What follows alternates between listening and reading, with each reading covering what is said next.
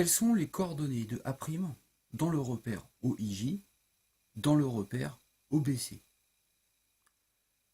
Pour répondre à cette question, la première des choses, c'est de représenter sur le dessin le repère OIJ. Et pour ça, on se souvient de la chose suivante, c'est que quand on écrit comme ça OIJ, O c'est l'origine, I c'est le point qui correspond aux abscisses, et J à celui qui correspond aux ordonnées. C'est toujours dans ce sens-là. Hein. Origine, abscisse, ordonnée.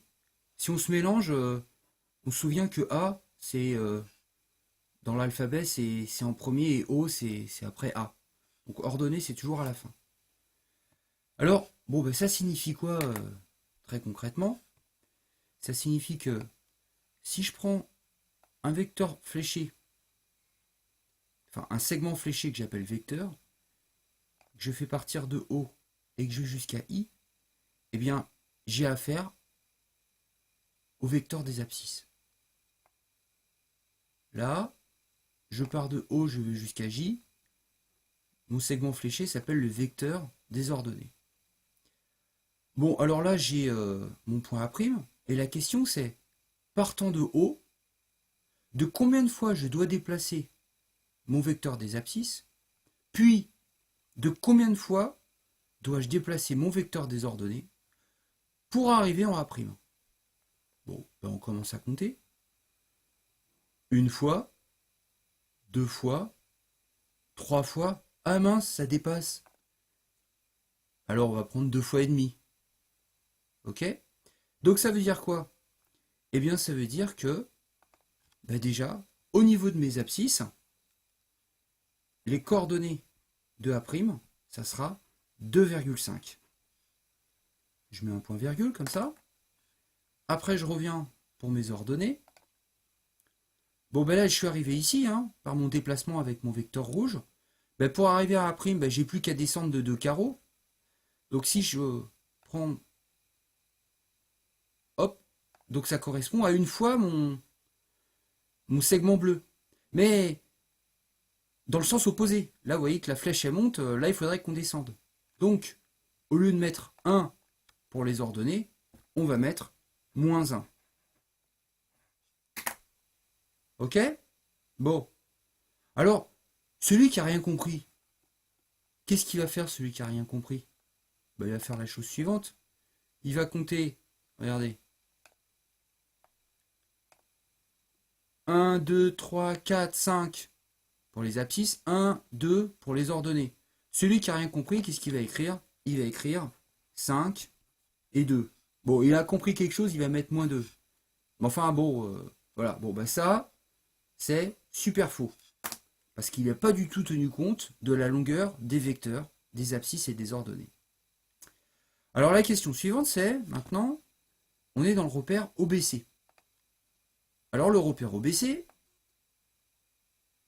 ça veut dire que là, mon vecteur des abscisses, il part de O, il va jusqu'à B. Mon vecteur des ordonnées, il part de O, il va jusqu'à C. Donc là, le nombre de fois qu'il va falloir que je déplace mon vecteur rouge pour arriver en A', il sera plus faible, puisque j'ai affaire à un vecteur qui est plus grand. D'ailleurs, je dois le déplacer de combien de fois, mon vecteur rouge? Allez, on compte. 1. Ah ben ça y est, voilà. Donc là, dans le repère OBC, mon vecteur rouge, je dois le déplacer une fois. Donc là, j'écris OBC, donc dans OBC, A', je vais mettre 1, parce que j'ai déplacé mon vecteur des abscisses une seule fois. Je continue.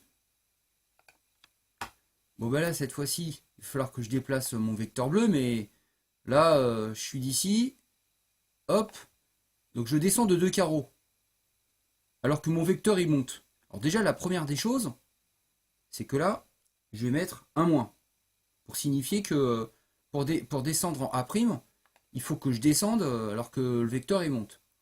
Le problème, c'est que voilà, bon, ben, j'ai 2 carreaux, je dois descendre de 2 carreaux, alors que mon vecteur, il en fait 1, 2, 3, 4, 5. De 2 carreaux pour une longueur de 5. Bon ben, de 2 carreaux, sur 5. Je descends de 2 carreaux sur 5. Hein, bah, j'écris cette fraction-là. Bon alors vous êtes un certain nombre à pas trop aimer les fractions. Je peux l'entendre. Alors bah, si on n'aime pas les fractions, on peut transformer cette fraction en son écriture décimale en faisant 2 divisé par 5. Bon bah 2 divisé par 5, 20 divisé par 5 ça fait 4. 2 divisé par 5 ça fait 0,4. Donc vous voyez, les coordonnées de A' dans mon repère OBC, c'est 1 moins 0,4. Et ce qui est important à réaliser, c'est que vous voyez, selon le repère qu'on considère, eh bien les coordonnées de A' ne seront pas du tout les mêmes. Donc si vous me dites, ben, les coordonnées c'est ça, et que vous ne me précisez pas le repère, eh ben, je ne peux rien tirer de cette information. Il est important de bien expliciter le repère dans lequel on travaille lorsqu'on parle de coordonnées d'un point. Bon, voilà. Allez, à vous de jouer.